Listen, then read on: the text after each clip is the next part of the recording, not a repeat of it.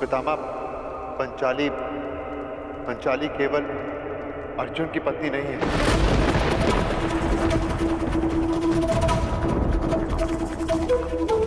एक माता 5 पुत्रों को जन्म दे, यह नीति संगत है, परंतु एक स्त्री से 5 पुरुष विवाह नहीं कर सकते।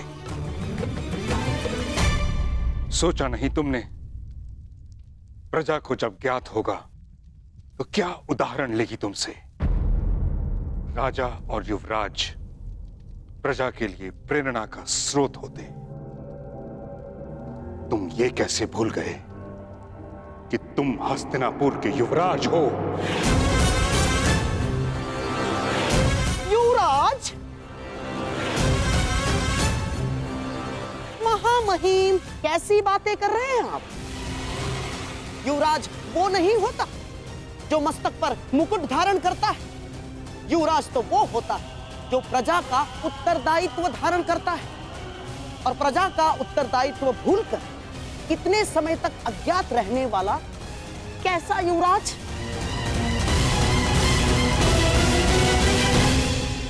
और महामहिम, युवराज तो वो होता है जो अपने वश से बाहर जाकर भी एक स्त्री की मर्यादा की रक्षा करता है। और हां, जिसने एक ही स्त्री को 5 पुरुषों से विवाह करने के लिए विवश कर डाला, वो कैसा युवराज महामहिम? क्षमा चाहती हूँ गांधार नरेश। यूं भरी सभा में बड़ों के समक्ष बोलना कुलवधू की मर्यादा नहीं, परंतु एक पति का अपमान सहना भी एक पत्नी का धर्म नहीं। मुझे इस विवाह के लिए किसी ने विवश नहीं किया। आर्य अर्जुन के अतिरिक्त शेष पांडव भाई संन्यास को तत्पर थे। मैंने ये विवाह स्वेच्छा से किया है, विवश होकर नहीं। अपनी इच्छा से मैं नहीं मान सकता याज्ञसेनी।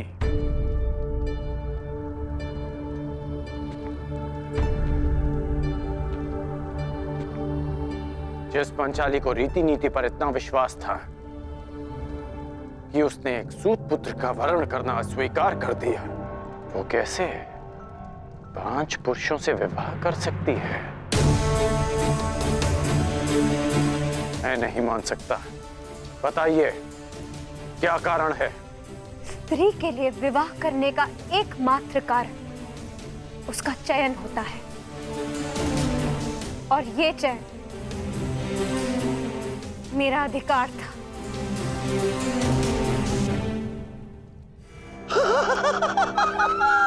अद्भुत, अद्भुत!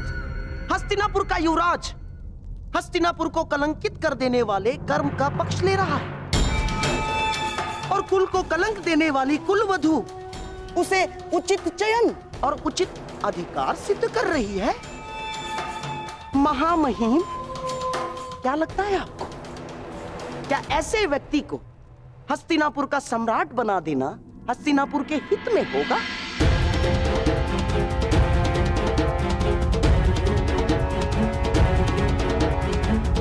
महाराज, ये कर्म हस्तिनापुर के इतिहास को सदैव सदैव लज्जित करेगा महाराज। और ऐसे व्यक्ति को युवराज पद से नहीं हटाया गया तो हस्तिनापुर ही क्या महाराज, सारे संसार में गरिमाहीन, पदभ्रष्ट और वर्ण संकारों का साम्राज्य होगा।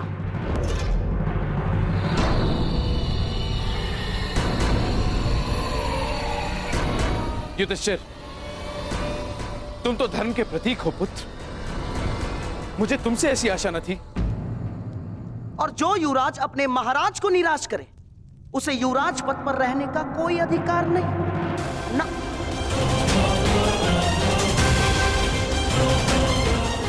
कौन अधिकारी है और कौन षड्यंत्रकारी, इसकी व्याख्या की जाएगी तो गूंज गांधार तक जाएगी मामाश्री। युवराज पद ज्येष्ठ भ्राताश्री को दान में नहीं मिला, अपने पौरुष, पराक्रम और बल से अर्जित किया है हमने। हस्तिनापुर के युवराज होने का अधिकार केवल और केवल ज्येष्ठ भ्राता श्री युधिष्ठिर का है।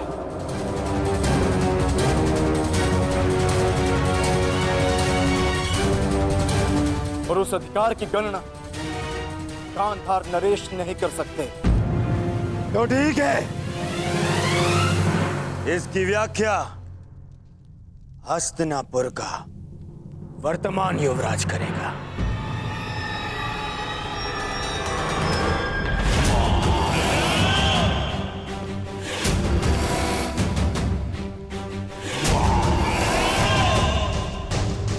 मैं भामाश्री के मत का समर्थन करता हूं। युवराज भावी सम्राट होता है,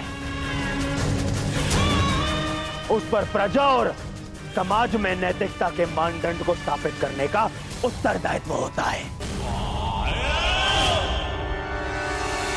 और 5 पतियों वाली स्त्री का पति इस पद के योग्य नहीं है।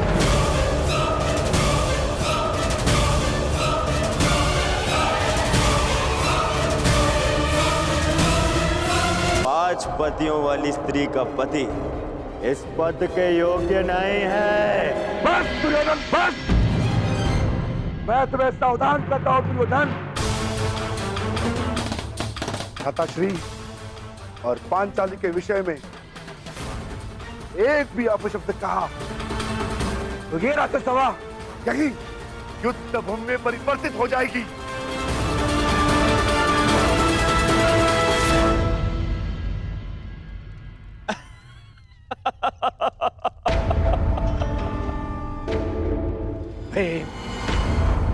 गरजने वाले मेघों से मूषक और हिरण भयभीत होते हैं, देह नहीं। और युद्ध से कायर भयभीत होते हैं, युद्ध नहीं। मुझे ये युद्ध स्वीकार है।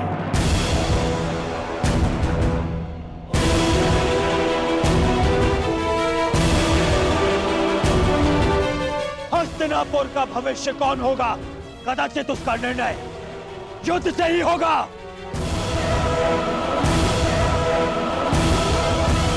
मैं दुर्योधन तुम पांडवों को युद्ध के लिए चुनौती देता।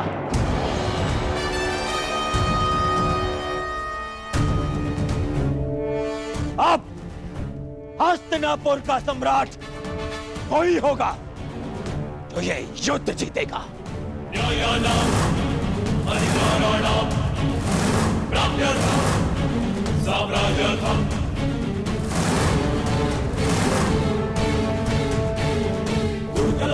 चुनौती किसे दे रहे हो दुर्योधन?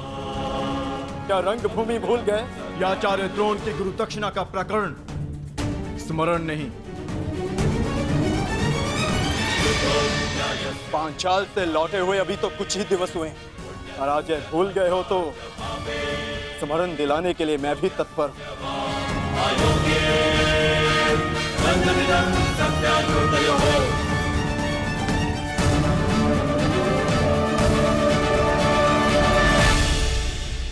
यदि ऐसा है तो तुम भी मत भूलना अर्जुन कि रंगभूमि का हमारा द्वंद्व विशेष है।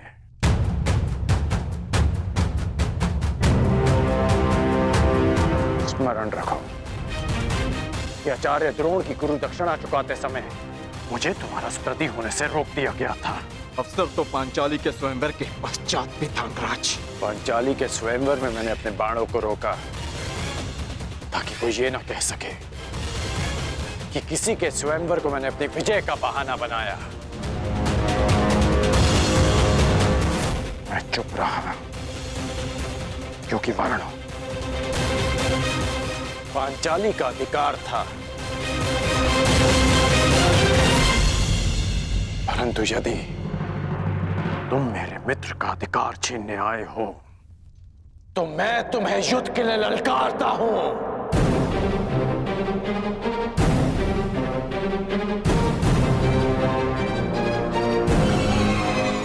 संसार भी तो देखे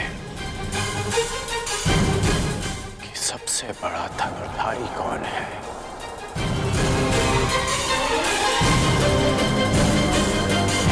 यदि विजय तुम्हारी हुई तो हस्तिनापुर का सिंहासन कुमार युधिष्ठिर का,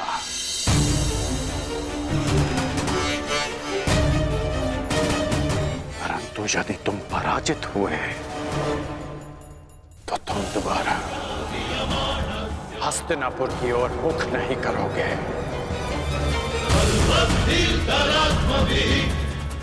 मुझे यह चुनौती स्वीकार है।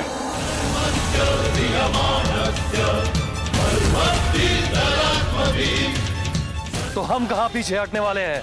युद्ध अभी हो। बस। राज्यसभा की एक मर्यादा होती है, उसका उल्लंघन उचित नहीं।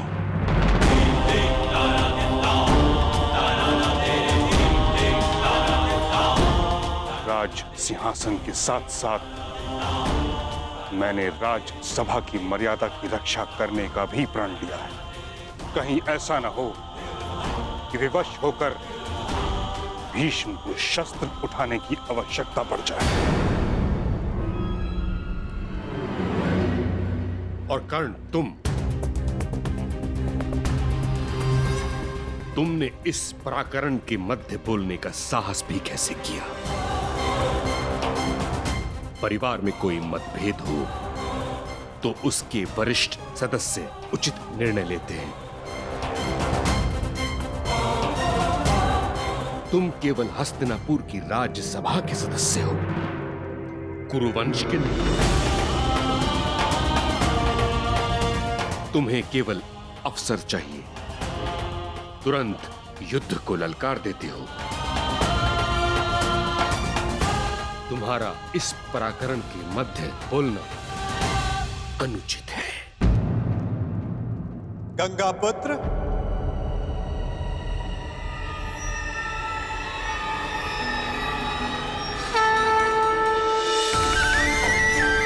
श्री कृष्ण गोविंद हरे मुरारी, हे नाथ नारायण वासुदेव।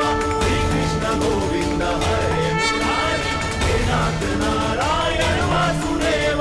श्री कृष्ण गोविंद हरे मुरारी, हे नाथ नारायण वासुदेव। कर्ण ने कुछ अनुचित नहीं कहा।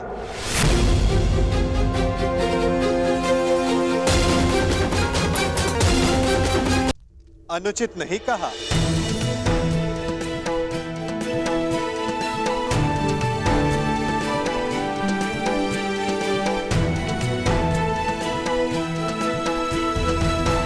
मुझे खेद है, मैं आपका स्वागत नहीं कर सका, क्योंकि आपका आगमन पारिवारिक कलह के मध्य हुआ है। पारिवारिक कलह के कारण ही मैं यहां आया हूं गंगा पुत्र।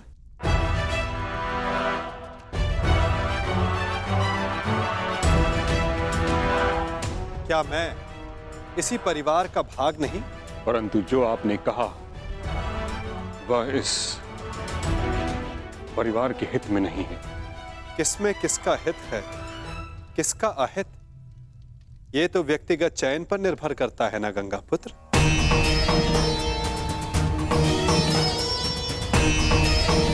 यदि अर्जुन का अपने ज्येष्ठ भ्राता के लिए शस्त्र उठाना उचित है, तो अपने मित्र के लिए कर्ण का शस्त्र उठाना कहां अनुचित है? हम सब अपना चयन करते हैं गंगा पुत्र, और उसके लिए उत्तरदायी भी स्वयं होते हैं। इस सभा में उपस्थित ऐसा कौन है जिसने अपना चयन ना किया हो? आपने एक प्रतिज्ञा का चयन किया। महारानी गांधारी ने सदैव अपने आंखों पर पट्टी बांधे रखने का चयन किया। गांधार नरेश शकुनी ने अपना राज्य छोड़कर हस्तिनापुर में रहने का चयन किया। महात्मा विदुर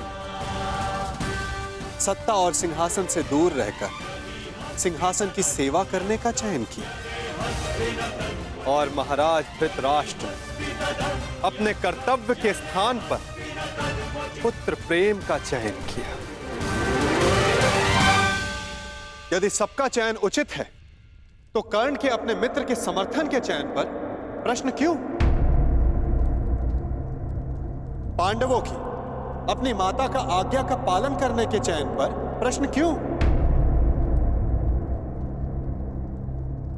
द्रौपदी के 5 पांडवों को पति स्वीकारने के चयन पर प्रश्न क्यों? क्योंकि युधिष्ठिर ने जो किया वो होने वाले सम्राट को शोभा नहीं देता। और जहां तक मैं समझता हूं, श्रेष्ठ सम्राट होने के लिए हृदय की पवित्रता आवश्यक है। यदि युधिष्ठिर का हृदय पवित्र ना होता तो वो अपनी माता के वचन को एक उपहास समझकर टाल देते, परंतु उन्होंने ऐसा नहीं किया। आपके समक्ष इस भरी सभा में ऐसा सत्य ना बोलते कि उन पर अनारगल प्रश्न खड़े हो सके। मुझे ये पूर्ण विश्वास है कि युधिष्ठिर हस्तिनापुर के सम्राट होने के लिए सबसे अधिक योग्य है।